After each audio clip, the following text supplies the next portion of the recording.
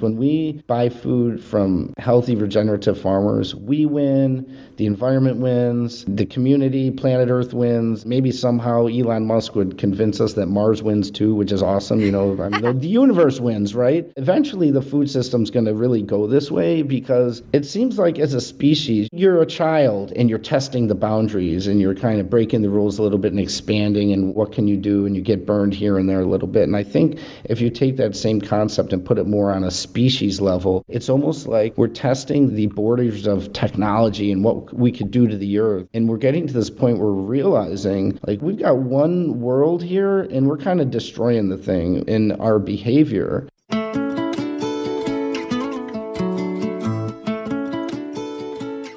From the Weston A. Price Foundation, welcome to the Wise Traditions podcast for wise traditions in food, farming, and the healing arts. We are your source for scientific knowledge and traditional wisdom to help you achieve optimal health.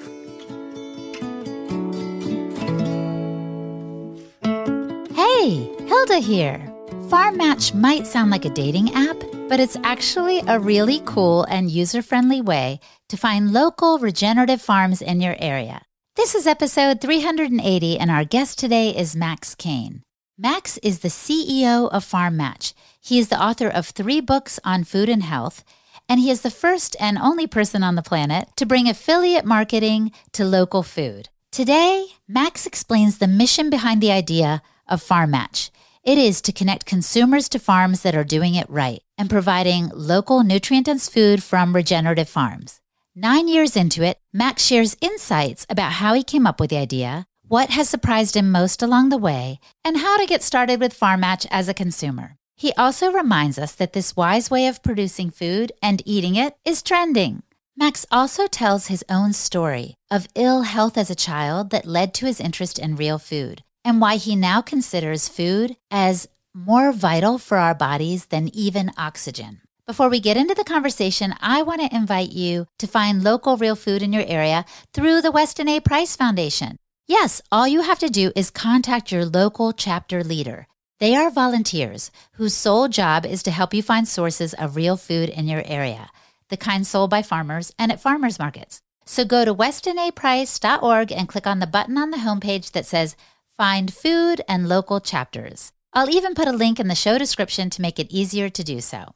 And thanks to sponsors Bubble MB. When ingredients matter, choose Bubble MB. Our skin is the body's largest organ, and what we put on it can end up absorbed into our bloodstream. Bubble MB's mission is to make clean products that you can feel safe with. No parabens, no artificial dyes, no xenoestrogens, nanoparticles, or artificial fragrances. Bubble MB offers the world's largest selection of USDA-certified organic deodorants as well. There is an option for every skin type and body chemistry.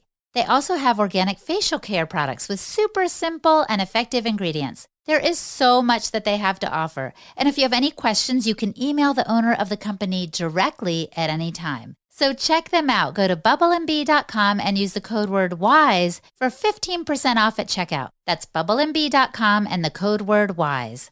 This is Holistic Hilda, and you're listening to Wise Traditions. Welcome to Wise Traditions, Max. Hey, thank you, Hilda. Thanks for having me. I think FarmMatch is a genius idea. When I first heard of it, I signed on right away, and I felt like, oh my gosh, this is like Tinder for farmers and consumers. Is that true? Is that a good way to describe it? Man, it's funny you say that because when we originally launched about 10 years back, we had a lot of people asking us, is this a dating site? Is this a dating site? Like, can I date a farmer? But it's not a dating site. We match you up with farmers who produce the food you want. But yeah, I guess it could be called like a Tinder for farmers. But if you're looking for food instead of a date, then that would be an accurate description. It was cool because I was clicking around. I was saying, I want, let's say, these vegetables. Actually, I'm not the huge vegetable eater, but this meat, this eggs, I want these products. And it showed me all the drop-off points in my area. And I was shocked. I live in a city by how many drop-off points there were. So you guys kind of got rolling strong out of the gate. Yeah, we did. When we originally launched back in 2012, we were built over the Google Maps API. And we were trying to put the food system on a map. if you will, to give everyone this visual idea to let them know how close the food actually is to them. I mean, even though farmers may be out in the country, a lot of them nowadays are delivering into the metropolitan areas because they want to be able to sell direct and have that relationship with the end food eater. And a lot of people are really unaware of how much food is actually being delivered right in their backyard. I mean, most of us are aware of where the farmers markets are because we drive past them and we see there's lots of farms, there's traffic, there's people. But there's actually a lot of food being delivered right into people's neighborhood Monday through Sunday, around 7 days a week, that people are unaware of. So that was something we wanted to help bring to people's attention, to help gain greater awareness and drive more food orders and more money to the farms who need to be able to turn a profit to stay in business, to help provide this healthy food that we need. Yeah, but are you a farmer yourself? I've done some light farming. I've never gone full-time farming myself. I had a beef herd of Scottish Highlanders at one point, and if anyone listening has never had the meat from Scottish Highlanders and you're carnivorous, I recommend experiencing that meat. It's absolutely delicious. Scottish Highlanders are one of the two oldest breeds in recorded history, are the Scottish Highlander and the Galloway. And so I bought a herd of 9 Scottish Highlanders, and the meat was so delicious that my family ate the herd down to 0 before it could even reproduce. So that was kind of the end of my farming career. Oh my gosh. Your family was high on the hog, as they say, or high on the Highlander.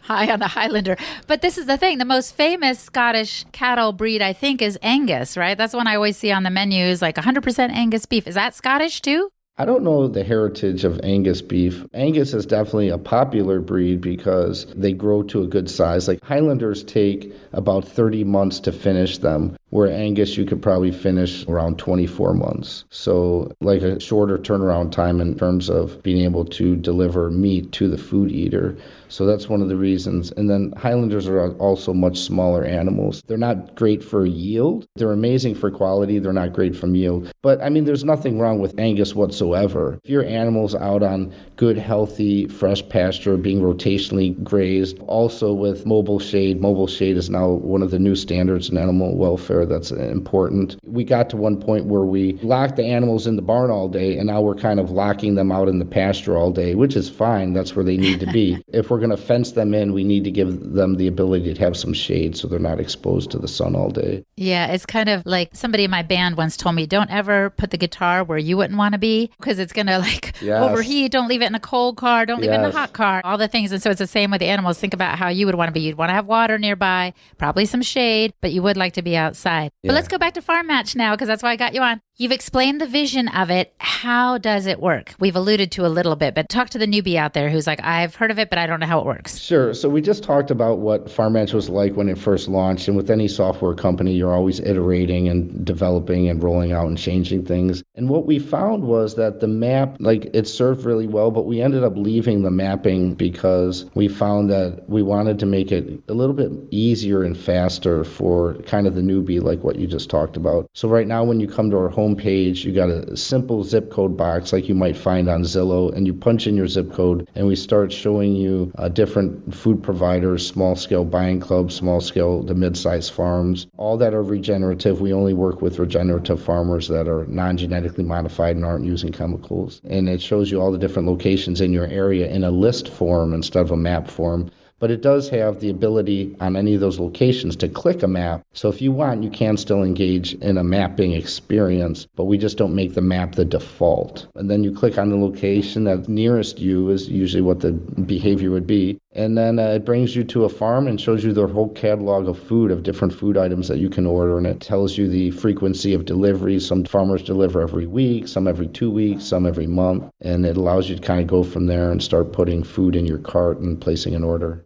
I feel like it's so user-friendly. And at least the farm that I get a lot of my food from, there are pictures also that are posted that so I can see what the frozen blueberries might look like or a certain cut of meat. So I just think that's fantastic. And was it when you ran low on the Highlander breed that you decided, okay, we need real food, where can we find it? Is that how the idea came to you for it? Or where did it come from? Oh, The idea for FarmMatch, so I was running a buying club in Chicago some years back. I still run it actually, but the idea came years back. And so what happened was, the internet was definitely around. It was just at a different point in technology, right? So I was taking a lot of orders on paper napkins and through the phone. And then eventually I kind of upgraded to orders through email and keeping a spreadsheet. And then websites were becoming very popular for businesses. And I thought, man, I need a website to be able to manage the orders and manage the payments so I can leverage my time and not have all this administrative work. So I had a neighbor who was into web development build out a website for my buying club. And we eventually parted ways, but I had this vision of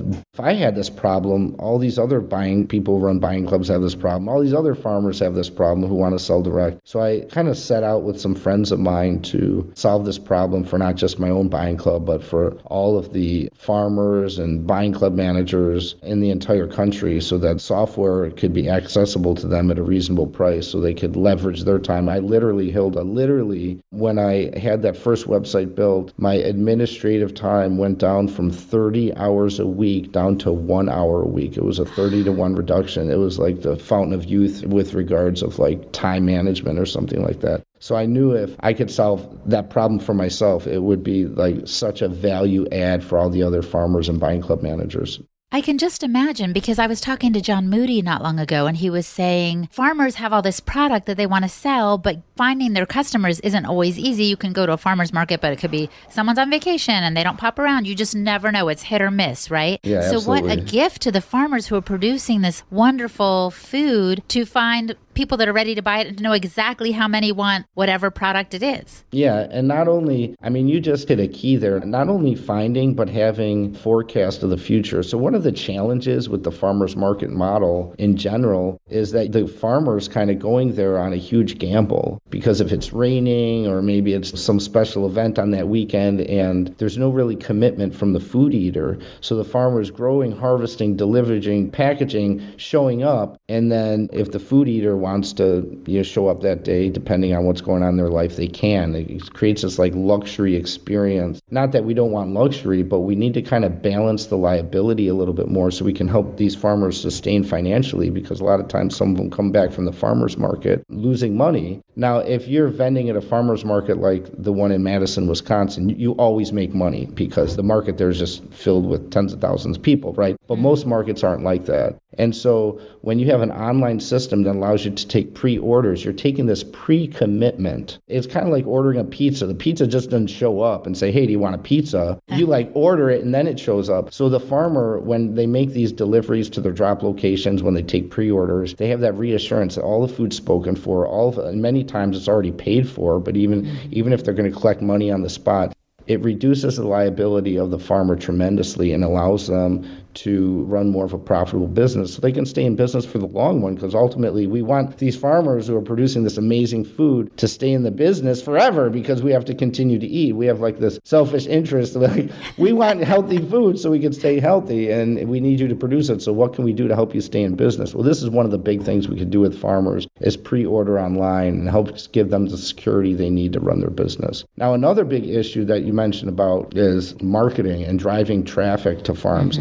So any farm that sells direct to the end food eater, they need three things. They have three important needs. One of those is software. They need to be able to automate so they can kind of scale up and service enough customers without that time investment that I mentioned about. So they need software and automation. Number two, they need payment processing. And number three, they need marketing. So these are three important needs that every farmer is going to sell direct has these needs: payment processing, software, and marketing. The most important one of those needs is marketing, all right? Because if you don't have any customers, you don't need a website or payment processing or anything like that. So right now, interestingly enough, in the next, I think we're 14 days away, we already drive traffic to farmers. But what we're doing in the next 14 days, Hilda, is we're unleashing this affiliate marketing program. People aren't aware of affiliate marketing. It's over a $15 billion annual revenue industry now. Amazon uses it very successfully. Walmart.com, BestBuy.com, any online retailer that is successful uses affiliate marketing. So we're the first company now that's bringing affiliate marketing to the local food space. And it's going to be really exciting. Affiliates can join and get their affiliate link and help drive traffic to these small farms, which is what small farms need most. Oh, interesting. So in other words, let's say I love my little farm and I want more people to know about it because I want to help them stay in business. I, by promoting it,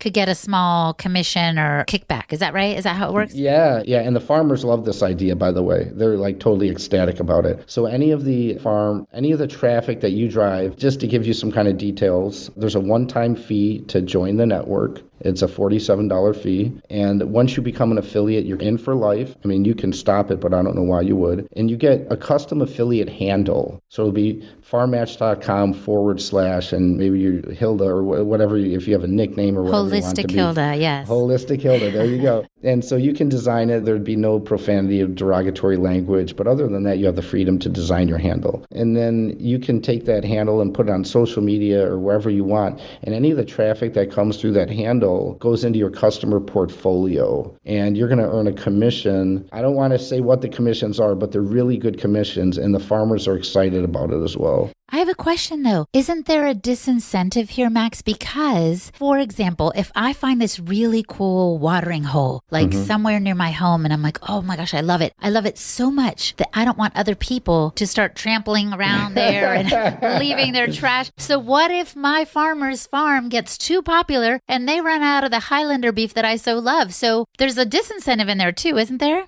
Well, yes and no. The farm has the ability to reject customers. Most farmers out there, I mean, we did see this during the pandemic with the coronavirus, but most farmers out there aren't even at capacity, and they don't run at capacity, and they could literally double production and be doing a lot better financially. And 99% of the time on farms that sell direct, in my experience, I've visited hundreds of them over the last 18 years in the U.S., 99% of them have an off-farm job to subsidize the farm, even the ones that sell direct. It's very rare that you find a farm that is 100% we sell food and that's what we do. Even some of the farms that sell food, maybe they're also publishing books or putting together seminars on how to sell food or something like that. But as far as farms that say, we're going to make a full-time living selling food, that's a rare situation. And a lot of them can produce more food. But I hear what you're saying, but it's not necessarily a matter of not having enough food. It's a matter of having more customers, because to be able to get the farms to not have enough food, you literally have to have like some world crisis. Farms can really scale up and produce a lot more food than we think they can. And they don't have to do it in a non-ethical chemical way either. So if we get the farms to that point where there's no food left for you, then it would be really unlikely. But farmers also have the ability to say, hey, we're full. We're not taking any new customers. Right. I understand. Yeah. And actually, I'm really surprised that I even brought that up, because I generally have an abundance mindset, not a scarcity mindset. Get that scarcity out of there.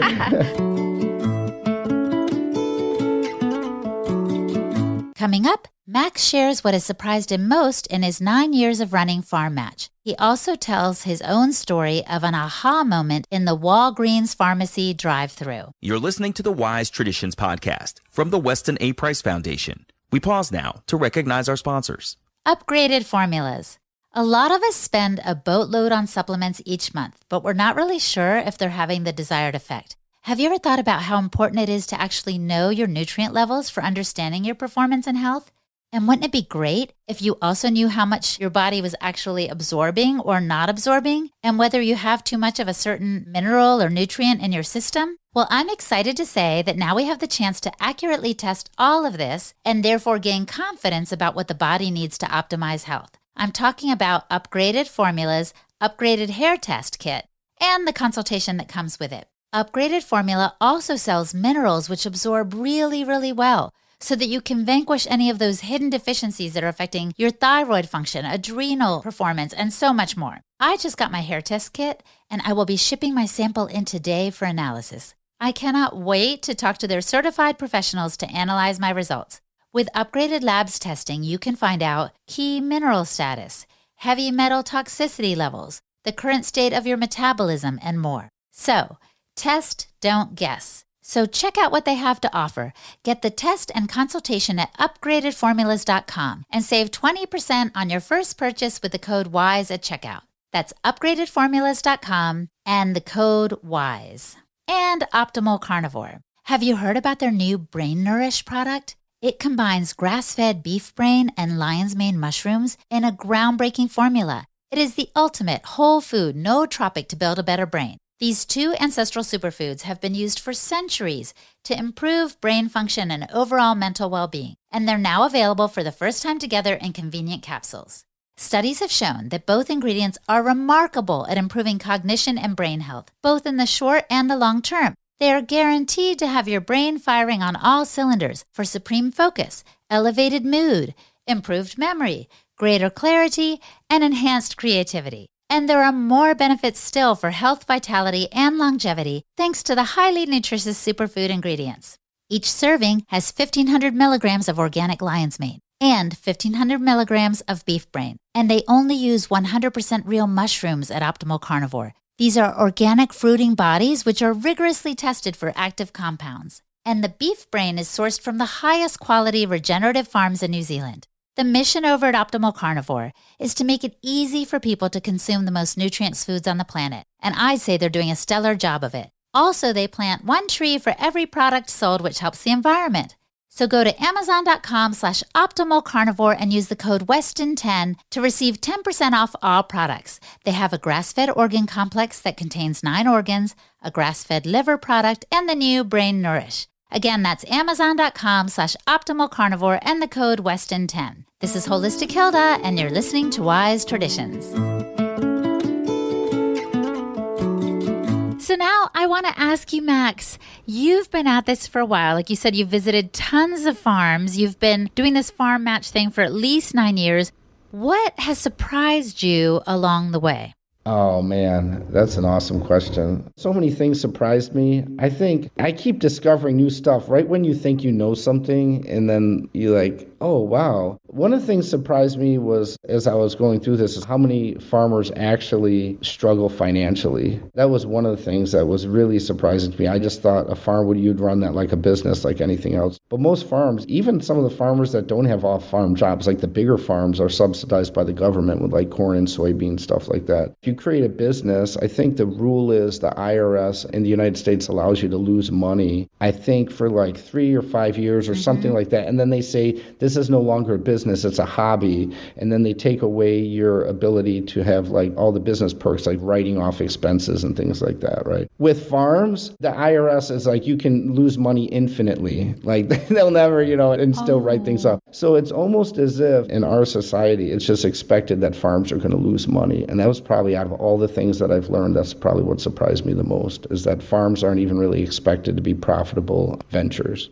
That is shocking, especially considering the service they're doing to humanity. As you said, we all need to eat. It is so critical. And then to get food from a regenerative farm, it's good for us, it's good for the farmer, it's good for the earth, it's good for the animals. It's a win-win-win-win-win. Everyone wins. Everyone wins. When we buy food from healthy regenerative farmers, we win, the environment wins, the community, planet Earth wins. Maybe somehow Elon Musk would convince us that Mars wins too, which is awesome. The universe wins, right? Eventually the food system's going to really go this way, because it seems like as a species, you're a child and you're testing the boundaries and you're kind of breaking the rules a little bit and expanding, and what can you do, and you get burned here and there a little bit. And I think if you take that same concept and put it more on a species level, it's almost like we're testing the borders of technology and what we could do to the earth. And we're getting to this point where we're realizing like we've got one world here and we're kind of destroying the thing in our behavior. And one of those, you got transportation, just all different things, pollution, it catches up to us. And even if it's in another country, the wind currents bring it over to you.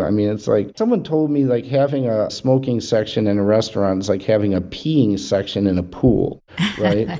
So pollution, poor farming practices, all these things that pollute the environment catch up to us. So eventually, whether we like it or not a lot of us are aware how the role that nutrition and food plays in our own health. And with autoimmune disease and cancer, just all these things that continue to increase. And some of us are kind of like the ostrich with your head in the ground in total denial. That's how some of us are. And some of us aren't even informed. We haven't even been given the information. Hey, food's really important. Some of us just aren't given the information. So everyone's on their own journey. But at some point, everyone's journey kind of leads to the same place. At least that's what I would hope to think, because the truth is just the truth. I mean, you can debate it, argue about it. Everyone has their opinion. But the truth is that the food we eat has probably one of the biggest impacts on our health at all. So the future food system will be small regenerative farms, because we all have an interest in that. We want to survive as a species, and that's the best model for the food system. So I love it. And I love your goal, Max, of generating $1 billion of revenue for small farms. That is FarmMatch's stated goal. Why is that? I mean, you've kind of alluded to it just now, but what's the drive behind it? We want to build a better world. I mean, I have 4 children. I realize I'm going to die at some point, and I think, well, what kind of a world am I going to leave to my children? Or not just my children, but the next generation. I mean, I've heard the idea that wherever you go, a hotel room or wherever, to leave it in a better state than you got it. And that's just a good way to live as a human being. So if you take that idea and put it kind of like on a global view, and you start asking, what's the meaning of my life? I'm going to die at some point. What am I going to do while I'm here? What positive impact can I make? What am I going to be remembered by? You start thinking about these things. So for me, when I went through that process, seeing that I had these health challenges when I was younger that was solved with food and diet and lifestyle, I arrived at the conclusion that for me, my mission, why I'm here on life, is to get people to make better, healthier decisions in their life, particularly with food, but all healthy decisions, whether it's exercise or diet or sleeping. And so you have to set a goal, right? If you're going to set a goal, you have to be specific about it. Otherwise, it's vague. I haven't checked recently. I'm somewhere in the $40 to $50 million range for money that we've driven to small-scale farms. And before I die, my goal is I want to drive over $1 billion to small-scale farms. Now, right now, Hilda, we spend $1.8 trillion, $1.8 trillion on food in the U.S. alone. Every year, it's ongoing. We don't have to go see the new latest Hollywood movie. We have to eat, right? So this is a mandated thing by the forces of the universe, right? So if you take $1.8 trillion and you stack up $1 bills, and you stack up $1 bills, that stack of $1 bills, 1.8 trillion, it's going to measure 17 times the diameter of planet Earth. And we spend right now, I think it's close to $30 billion a year to encourage people like you and me and the children of the earth is spent to encourage us to make unhealthy decisions for ourselves, particularly on dietary decisions. And so we need to combat, I don't know if combat's the right word, but it's the word that's coming to mind right now, but we need to combat this situation with education. We also have to put money behind it. We have to really walk the walk with our money. So every dollar, the way I think about it is every dollar is a ballot, and you can look at what kind of food system you're voting for. And if you're unclear, you can check your credit card statement or your check register, and you can see what kind of food system you're voting for. And the food system that is going to help planet Earth sustain in the long run, generation after generation, is going to be a localized, decentralized, regenerative food system. And at the base of that are going to be small, independent, small to mid-sized, independent, regenerative farms. And the food system of the future, the farmers are going to be celebrities, and they're going to be very well off financially. They're not going to be driving the beater vehicles that you're not sure if it's going to start or not. And the medical system is going to kind of go in the direction where they're going to not have as much money, which is good. I mean, ultimately, isn't our goal just not have the medical system at all? Because then that means we're not sick. And of course, emergencies happen, you fall and get hurt and you break your bone. But with regards to degenerative illness or lifestyle created disease, I think we can all agree that the goal would be to have a medical system that caters to our emergencies and things like that, and not that we need it to kind of enable the unhealthy decisions we're making that are creating disease through lifestyle. You brought up so many good points, Max. I mean, you're right. Every dollar we spend and invest in food that nourishes us well is a dollar that's not going to, number one, the snack companies, Dorito, Pringles, all that stuff, but it's also an investment in our health and the health of the planet and future generations. I love it so much. But I want to go back to one thing you were saying. You said that as a child or as a young person, you had health issues that were reversed or perhaps even cured, you might say, by real food. Can you tell us a little bit about that? Sure. 45 years old now. I grew up in Chicago, and at the age of 10, I started experiencing this terrible abdominal pain. Like my whole abdominal cavity was just inflamed with pain. It felt like there was a fire inside of me. And there were some points where I was hunched over, clutched in the fetal position, sometimes for 3 days straight, just in unbearable pain. At the time, my parents were being divorced, and so the doctors who I went to see, they thought it was some kind of emotional stress from coming up in a challenged family situation. And eventually they scoped me, so they went up me and down me with cameras, and they found over, I think it was 33 ulcers in my small intestines. So the upper portion of my small intestines, duodenum, was ulcerated all the way through, and they diagnosed me with degenerative Crohn's disease.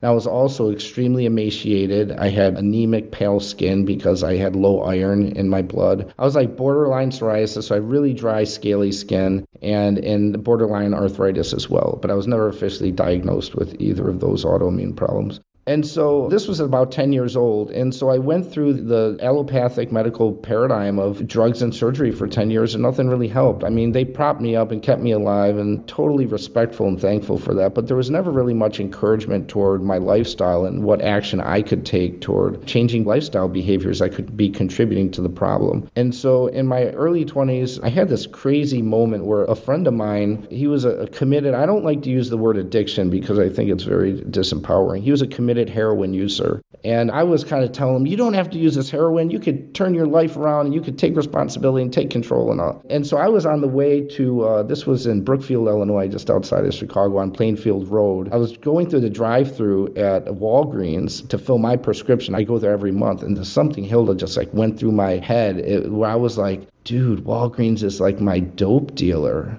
Like, I'm the drug user here. And all of a sudden, like, I don't even know how to explain it, but it was almost like instantly, like, pow, right through my head. All these sound bites of all the advice that I was giving my friend kind of came right back at me, like this man in the mirror kind of moment. And I was like, man, I need to take responsibility for I'm going to the doctor saying, what can you do for me? What can you do for me? What can you do for me? And I'm not asking, what can I do for myself? And it was like this total empowering moment, this aha moment. Tony Robbins would call it a breakthrough or something like that.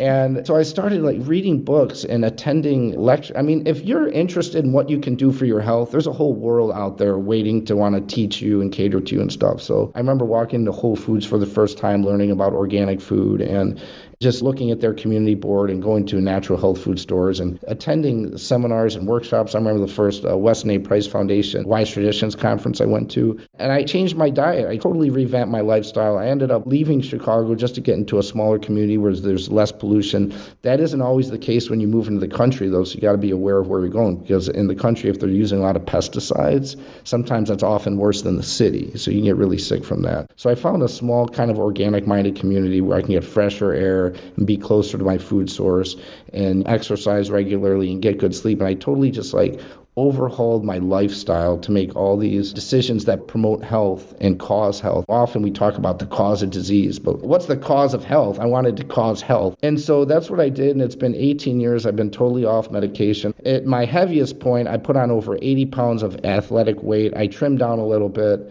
And I'm in excellent physical shape, living medication-free, supplement-free. I mean, I just eat food. I don't even take supplements either. So old-fashioned, Max. Yeah, but you know what? It works. It works, Hilda. And I know. The way I kind of think about it is like, there's all these like miracle cures and pills out there. And I just kind of grind out these like fundamentals of health, of sleeping, sunshine, exercise, diet. I just grind those out. And anyone who really gets into that, you realize that in itself is a full-time job.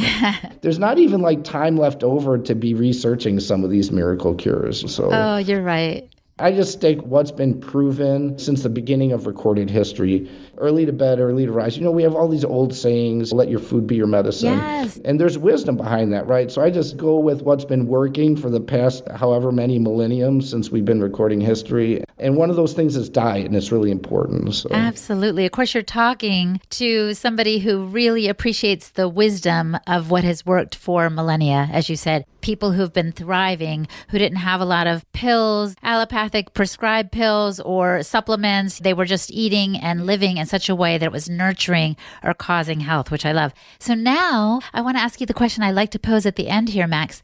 If the listener could just do one thing to improve their health or to cause health, like you like to say, what would you recommend that they do? You got to revamp your diet. Diet is so important. I mean, I would debate on stage with anyone on planet Earth that diet is the number one greatest influence on our health, even more than oxygen. I had this one guy say, you can go without eating for a few days, but you can't go without air. And that's true, but oxygen, it does fuel our body constantly, but it doesn't build our body. Mr. Olympia doesn't do breathing exercises to get all these muscles, right? So it's not an actual building block, but oxygen is important, right? But food is the most important. So if you want to do one thing to better your health, connect with local regenerative farms in your area and make a commitment to continue eating that way. And Hilda, I eat bananas and they're not local, but if we could at least take 50% of our diet and localize it, or even more, what an amazing world we would have. There was one point where I think this was 15 years back, we were tracking our budgeting, and Hilda, at that point,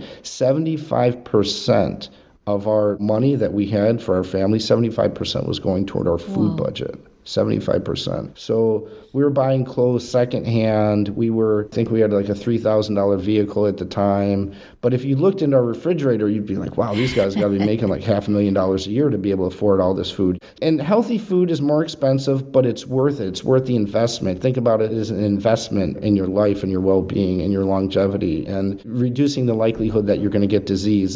Healthy food isn't just health now. It's time with your grandchildren so you can keep up with them and run without joint pain when you're in your 70s and 80s. So that would be it. It would be overhaul your diet, eat as healthy as possible from regenerative farms in your own community.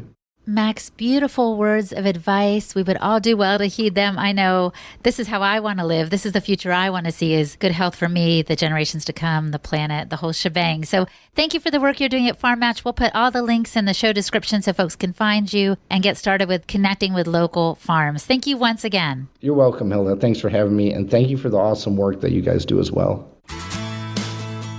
Our guest today was Max Kane. Visit his website, farmmatch.com, to find local food near you from farms that are doing it right. And I'm Hilda Labrador, the host and producer of the Wise Traditions podcast for the Weston A. Price Foundation. Check my website out too. It's holistichilda.com. And now for a recent review from Apple Podcasts. Middle Path, Please Relax says it's sadly misinforming.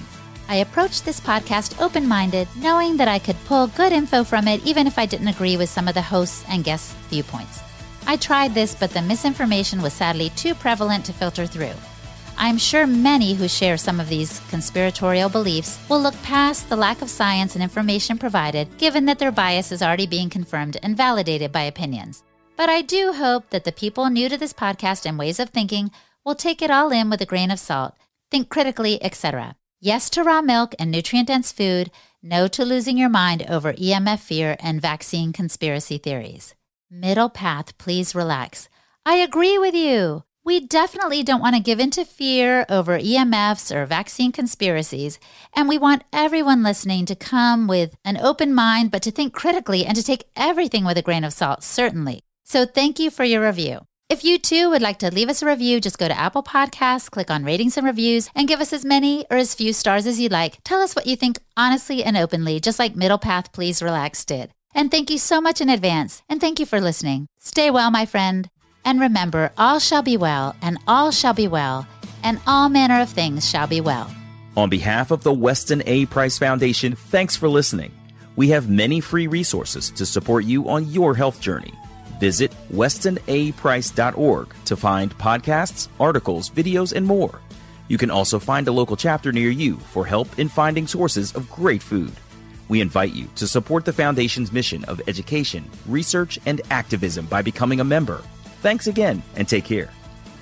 Wise Traditions is a project of the Weston A. Price Foundation for wise traditions in food, farming, and the healing arts. The content on this podcast is provided for informational purposes only and is not intended to substitute for the advice provided by your doctor or other healthcare professional. It is not intended to be, nor does it constitute healthcare or medical advice.